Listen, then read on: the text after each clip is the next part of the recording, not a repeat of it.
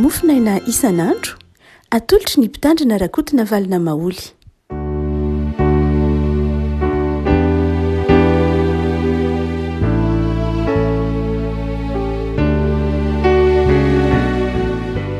Falemiraba atsika rehefa malala tratrity Alakamisy fa 7 ny volana Septambra ity. Ny Mofonaina volahatra ao atsika anio dia ny bokin'ny asan'ny apôstôly toko 4. Asan'ny apôstôly toko 4 andininy 10 ka hatramin'ny andininy 17. Asan'ny apôstôly toko 4 andininy 10 ka hatramin'ny 17 amin'ny anaran'i Jesosy. Ary rehefa notondroin'ny mpanapaka iteny Paoly dia namalaka nanao hoe fantatro fa ianao dia efa mpitsara ela tamin'ity firenena ity ka dia faly aho andahateny analatsiny ny tenako. Fa azonao fantarina mora fa tsy mba mihoatra noho ny 12 andro zay no ny akarako hivavaka tany Jerosalema. Ary tsy misy nahitahy ny adevitra tamin'olona teto Antipoly na nampitabataba ny vahoaka tao amin'ny sinagoga na tao an-tanàna. Ary tsy hainy amarinina eto anatrehanao zay zavatra hiampangany ankehitriny. Fa izao ny akeko aminao fa araka ny fampianarana izay ataony hoe fitokoana no hanompoako an'Andriamanitra ny razako sady inoko izay rehetra voasoratra ao amin'ny lalàna sy ny mpaminana. Ary manantena amin'Andriamanitra izay antenan'izy ireo koa fa izy fitsanganany marina sy ny meloka. Ary amin'izany dia mikelena koa mba hanana fieritreretana tsy manameloka ahy na amin'Andriamanitra na amin'olombelona mandrakariva. Ary noho ny afaka ataona maro dia tonga hitondra fiantrana sy fanatitra ho an'ny fireneko. Ary tamin'izany dia hita ny voadio teo ankianjan'ny Antipoly aho. Tsy tamin'ny olona maro nefa na tamin'ny fitabatabana fa nisy jiosy sasany avy any Asia tokony iseho eto anatrehan'ireo koa mba hiampanga raha tany misy izay hiampangana. Na aoka ireto olona ireto ihany no ilaza izay ratsy hitany sady nitsangana teo anatrehan'ny Sinedriona. Afa-tsy izao teny iray loha izao ihany dia alaina antsoiko raha mijanona teo afoany aho hoe ny amin'ny fitsanganany maty no hitsarana ahy eto anatrehanareo anio. Ary satria fantatry Felix tsaratsara kokoa ny amin'izany fampianarana izany dia nampandeha azy rehetra izy aloha nanao hoe rehefa tafidina Tilizipy feharivo dia ho fitorako tsara ny rarahanareo. Ary izy nandidiny kapiteny ambina ny Paoly sy amela azy hitsangatsangana ary tsy handrara olona na dia iray akory aza amin'ny sakaizany izay ho avy hanompo azy. Ray masino manamasinana amin'ny fahamarinana ny teninao no fahamarinana. Amen. Fotoana nitsarana ny Paoly tany Kaisaria teo anatrehan'ny Felix no zara Mofonaina ho antsika anio havana. Fitsarana ny Paoly izay niakatra ambaratonga ambony satria tonga any Sezaria ary toy moa izy io io fitsarana io. Ary dia i Paoly eto dia maneho fahendrena manokana manoloana ny mpitsara azy, manoloana any Felix. Tamin'ny andron'ny Paoly moa dia tsy mbola nisy ny hoe mpisolo vava fa miaro tena ny olona tsaraina eo anatrehan'ny mpitsara. Efa io fomba fitsarana izay tsarana ny Paoly io ara dia efa any amin'ny taona anelanelany taona 7,770 na anoany na 7,700 alohan'ny Kristy no nisy olon-kendry anankiray antsoina hoe Solon dia isan'ireo olon-kendry 7 izay tanosaindry ataontsika hoe ry Aristote mbandry Platon teoriana. Isan'ireo olon-kendry 7 izy izay namolavola ny demokrasia ateniana, namolavola ny toe-tsaina, nanefy ny toe-tsaina ary nametraka mihitsy aho momba ny fandaminana ny fiarahamonina i Solon. Ary dia ny fomba fitsarana rehetra namakivaky ny vanim-potoana ny antikité dia azo lazaina ho niainga tamin'ny fahendren'i Solon. Solon izay niten'ilay citation na lay fomba fiteny malaza tamin'ny teny Grika hoe Médène Aganna. Ndika teny hoe Médène Aganna dia ny hoe rien de trop. I Solon dia nanazava ny hoe rehefa zavatra natao tafahoatra ny excès zany, ny zavatra tafahoatra dia tsy tsara na inona na fitiavana io na sakafo na fialan-tsasatra io na rigueur fitoetra na entitra io na inona ho selon dia rehefa tafahoatra de ratsy daholo. Dia izany rangaha zany selon no namolavola ny fomba fitsarana rehetra amin'ny vanim-potoana antikité fa ny asan'ny avocat dia voatatỳ aoriana aty amin'ny taonjato fa 12 na fa firy zany efa 13 eo vao nipotra ny asan'ny avocat, ny teny hoe avocat vocatus na tsoina mba zay ny dikan'ny teny hoe avocat teny latina vocatus na tsoina mba hiaro zany mba hiteny.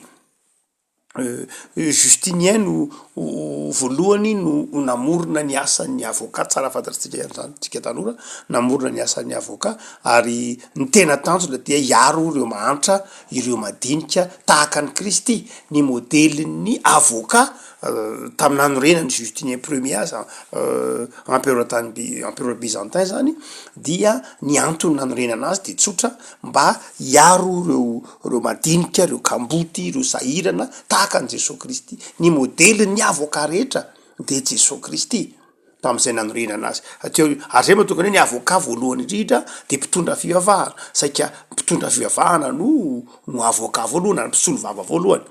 Ary dia teoriana moa lasa laika lay izy. Ka tamin'ny andron'ny Paoly dia tsy mbola nisy avocat tahak'izay nitranga ty amin'ny taonjato fa 13 tsika teo, dia niaro tena rery zany Paoly eto.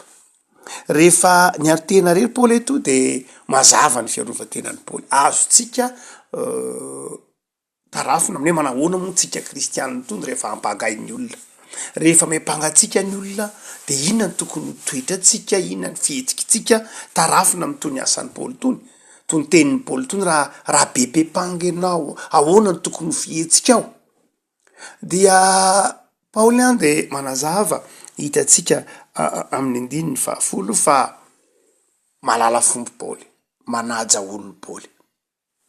Ny kristianina rehefa misy manaratsy de na manoloana na miady hevitra na aratsian'ny olona na mety hoe miaro ny tenany eo anatrehan'ny hafa de tena ao anatin'ny fotony sy ao anatin'ny fanajana ny hafa, ao anatin'ny fanajana olona. Hoy Paoly manao hoe 10 rehefa notondro ny mpanapaka hiteny Paoly zany hoe nomena fitenenan'ny Paoly vao ny teny. Tsy mba karazan-drazan-drony le olona mpandrombaka fitenenana na mitabataba na fa asehon'ny Paoly fa olona mihaja izy, manaja ny fandaminana na saina ny teny izy vao ny teny. Ary dia tsy vitany hoe na saina ny teny izy vao ny teny fa aseho tsara fa manaja izay mpiaino azy Paoly, napetrany tsara, marina loatra ny fahendren'ny Paoly, ny farany hitatsainan'ny Paoly, ny fametrahany tsara le olona manao hoe fantatra ianao fa efa mpitsara ela tamin'ity fireneny ity de faly ao andahateny hanalatsiny ny tenako. Misy politika ihany, misy faiza miteny ihany zany tenin'ny Paoly zany hoe mametraka an'ilay olona mitoerana tokony izy azy izy hoe enao angefa traikeky, efa mahana traikefa, endry ianao, azoko antoka ny fitsaranao, faly aray resaka aminao, fifaliana ho andrindra ny anazava aminao, izay mba mety ho fiarovako ny tenako. Manaja tsara ilay olona mpiaino azy Paoly, satria eo ny faiza mandahateny fa eo koa ny fahalalam-pomban'ny Paoly. Tsika manao hoe anankiray am'izay sotoavina very na fahendrena very ao anatiny na de ao anatin'ny kristianina miresaka raray de tsy fantatra ntsony hoe kristianina tsatsy kristianina rehefa indray manazava hevitra na rehefa indraindray miaro tena na voatery tsy maintsy aro tena eo anatrehan'ny hafa de indraindray tsy voahaja ntsony lay maha-kristianina. Rahay raha tsy mahay manaja olona ntsony indraindray miteniteny foana mihitsy hitatsika ao anatin'ireny fifamaliana ao anatin'ny YouTube na ao anatin'ny Facebook de indraindray to very ilay toetra maha-kristianina. Eto Paoly de mampianatra antsika an'izany hoe ny olona rehefa miaro ny tenanao anao, satria tsy maintsy voatery anao zany ianao, dia ao anatin'ny fanajanany mpiaino anao, ao anatin'ny fanajanany olona zay tianao resenao lahatra ny amin'ny fahamarinanao. Fa ny faharoa de ny votoatin'ny afatry Paoly faharoa zay ampianarin'ny Paoly antsika eto rehefa miresaka amin'olona na voatery tsy maintsy hijoro vavolombelany amin'ny tenanao ianao fa marina na nazavy zany no ny antony maro samy hafa. Dia asehon'ny Paoly faharoa de zao voalohany faharoa dia tsy nitoetra ihany fa nasehon'ny Paoly ny pirofo isan-karazany. Nasehon'ny Paoly fa diso ny fiampangana azy, diso ary nasehony mazava tamin'ny alalan'ny pirofo. Lôjika io izy manao hoe tao anatin'ny 12 andro aho izy tao Jerosalema. Zany ampanganareo fa mampitabataba, zany ampanganareo mampianatra zavatra diso.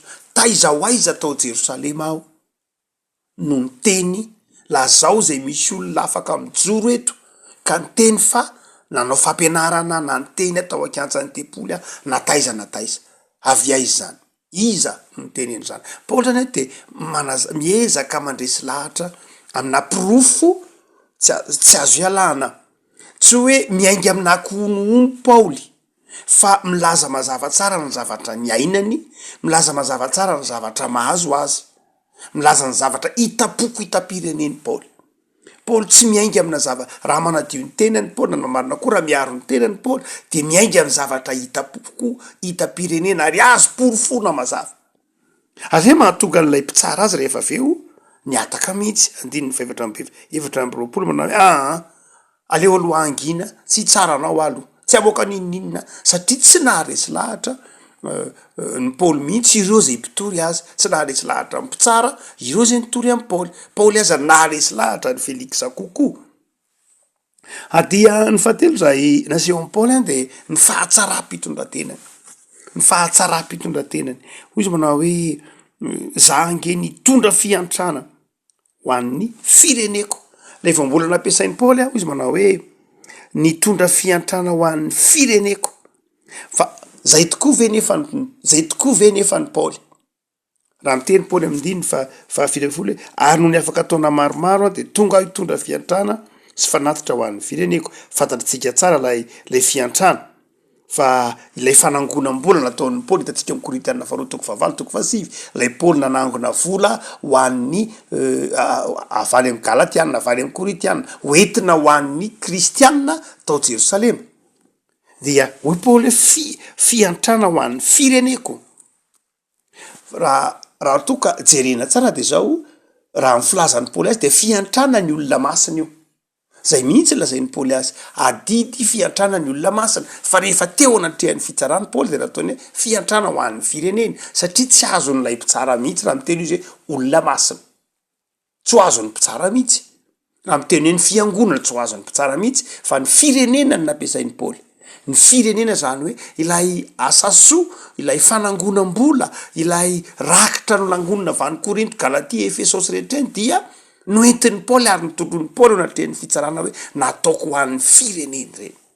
Toy ny milaza amitsika manao hoe io rakitra ataotsika ao am-piangonana io zany raha tarafina amin'ny teolojian'ny Paoly eto anatrehan'ny Félix, io rakitra ataotsika ao am-piangonana io na rakitra ataotsika ho an'ny fiangonana ary io de rakitra ataotsika ho an'ny firenena. Mazava tsara raha io andininy ampiasain'ny Paoly io, rakitra atao ho an'ny firenena. Ary zay ny tenin'ny Paoly eo ny ampiasain'ny Paoly, mazava tsara ny teny hoe firenena. Etonos moa no teny grika nampiasain'ny Paoly zay milaza hoe lay firenena tsika rehefa miteny hoe firenena mantsy de mandrakariva lay tany iny anankiray eo fa lay ponina aloha voalohany indrindra ny mahafirenena tamin'ny andron'ny Paoly. Ny tany eo tsy edikevitra fa lay ponina eo amin'le tany nataony hoe firenena, tsy misaraka amin'le ponina zany. De zay mahatonga amin'ny Paoly miteny manao hoe nitondra fanampiana fanohan'ny fireneko. Toy ny milaza hoe Paoly koa de tena tia tanindrazana. Ary izay no entiny mandresy lahatra amin'ny Félix manao hoe izo zavatra ataoko zao dia atoko nataoko ho an'ny tanindrazana. Ary mpiray tanindrazana tamiko de tsy nanameloka mihitsy. Zay ny dikan'lay votoatin'ilay fitsarana. Paoly zany eto de mandresy lahatra ny amin'ny fahatsara-toetrany, ny fahadiovam-pony, ny fahalala-tanany, ny fahamendrehany tamin'izay asa nataony. Ary miaro teny izy fa tsy nanisy ratsy ny tanindrazany, tsy nanisy ratsy ny firenena. Fa Paoly koa nefa eto de tsy niandro mihitsy ny fiampangany hafa izy, fa nikiny mazava ny fiampangana azy, nikiny ireo teny zay niampangana azy.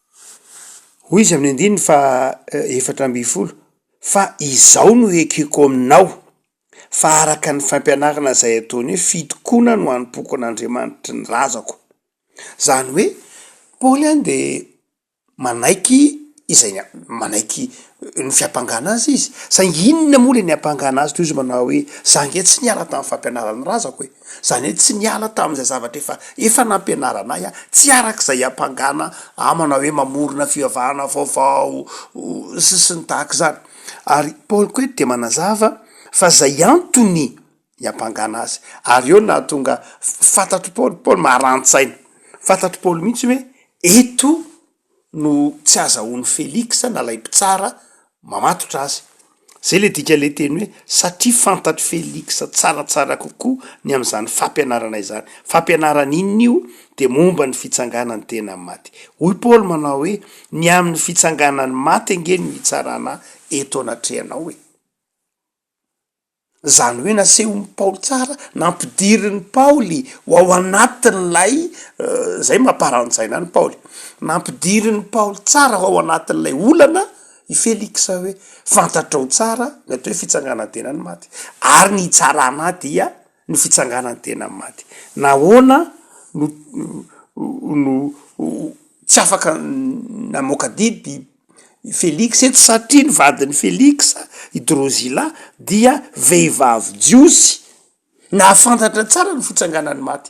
Noho zany de zao i Félix nahafantatra ny fitsanganany maty, ny vadiny mahafantatra ny fitsanganany maty. Noho zany de zao tsy afaka nametraka ny Paoly ho diso mihitsy Félix eo anatrehany hoe finoana ny fitsanganana amin'ny maty.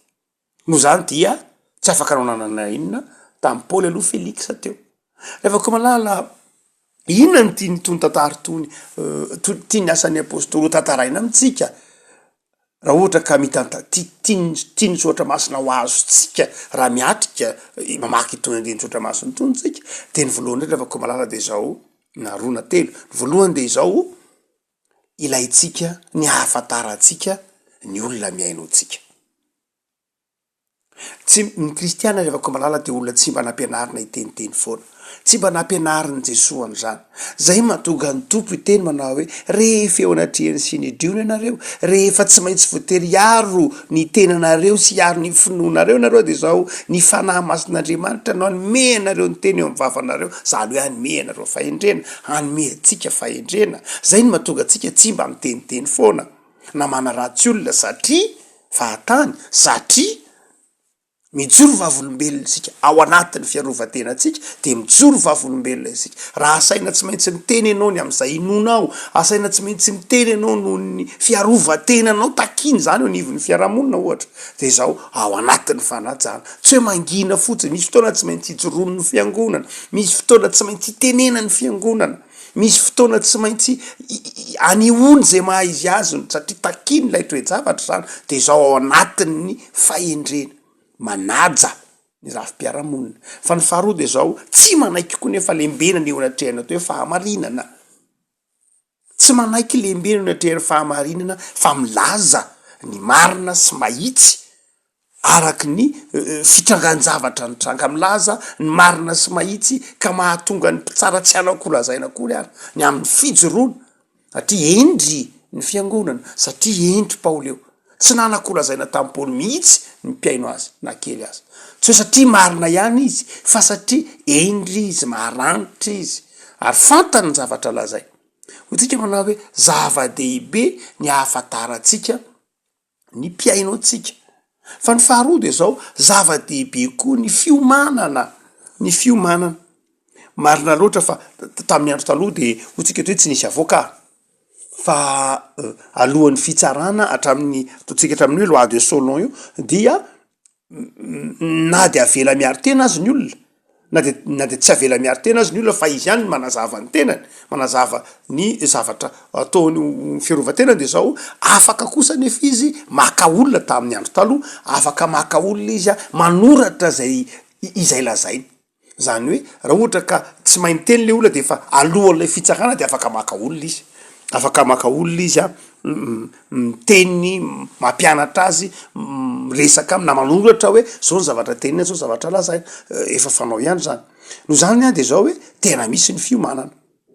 Misy ny fiomanana. No zany de zao raha ohatra ka tonga ny fotoana hoe amina sehatra anankiray ianao ametrahany olona fanontaniana ndraindray atsona any amin'ny birao, atsona any amin'ny zavatra maro samihafa any de zao mila miomana ianao, mila miomana isika ao anatin'izany, mila miomana ary miomana amina vavolombelona mihitsy raha ilaina. Paoly de miantso vavolombelona mihitsy hoe raha zao viara izy ao afaka mijoro sy ny tahaka izany. Mila fantatritsika mila miomana tsara ny fahatelo de zao zay toetra ny kristiana milony zay andraisana fitenenana de miomana. Ny faharova zao koa fantatritsika tsara koa ny tenatsika, ary fantatritsika ny tenatsika de eketsika izay mety ho tsinety nataotsika, eketsika aza mifanekena ny tsinety zany nefa fanekena ny tsinety ao anatin'ny fahamarinana, fanekena ny tsinety ao anatin'ny faiza miteny koa, zay ny tenen'ny Paoly eto. Afaka malala isan'ny vanim-potoana hafahafa be ny antsika kehitriny fa mora amin'ny olona ny mitsara, mora amin'ny olona ny manameloka, mora amin'ny olona ny miepanga, ary de zavatra tsotra kely mihitsy ankehitriny ny miepanga olona na de ao anatin'io tambajotra mahazatra antsika olombelona ankehitriny io ary.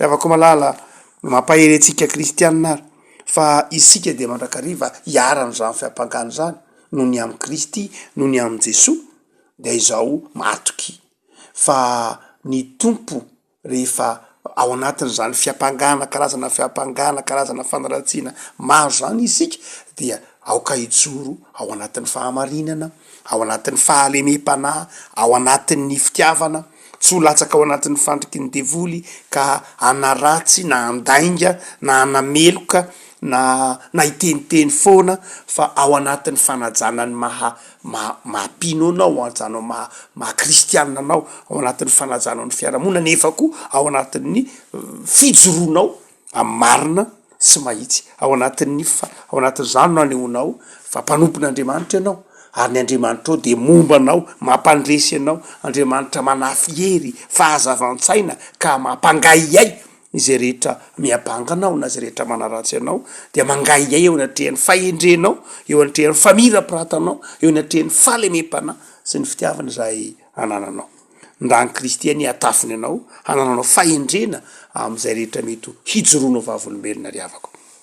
Ivavaka sika tompo misaotranao zay noho ny amin'ny lesom-panahy zay tarafinay amin'ity fitsarana ny Paoly tany Kasaira ty. Tompo, ny teninao efa nampafantatra anay manao hoe zay tsy manam-pahendrena aokizy angataka, de omeo fahendrena zay tompo eo anatrehan'ny fijoroana vavolombelona, eo anatrehan'ny fanaratsiana na ny fiampangana miseho amin'ny endrika maro samihafa, dia omeo anay ny fahendrena ary omeo anay koa ny fahatoniana, ny fahalemem-panahy, ny fanajana am'izay rehetra mety hijoroanay na ny rahanao hijoroanay ho vavolombelona. Fa ampitoana sarotra ny anay ankehitriny fantatrao zany tompo. Ianao de efa naniraka anay eo anivon'izao tontolo zao, de efa nanome toky anay ianao fa na de tahaka ny zanak'ondry avoan'ny amboty azy zahay de mandresy satria manana anao. De ampahireo zay tompo amin'ny ady atrehanay am'izay mety ho fakalana miseho amin'ny endrika maro samihafa, dia ampandreseo zahay. Mivavaka izay ho an'ny tokantrano tsirairay tompo. Anjaka amin'ny tokantrano tsirairay ny fahendrena, ny fiadanam-po, ary ianao Jesosy zahay efa nitsangana tamin'ny maty no amelona ny fanantenana rehetra ty anatinay, de manometraka ny isan'andronay zay Jesosy eo ambany fahasoavanao. Amen.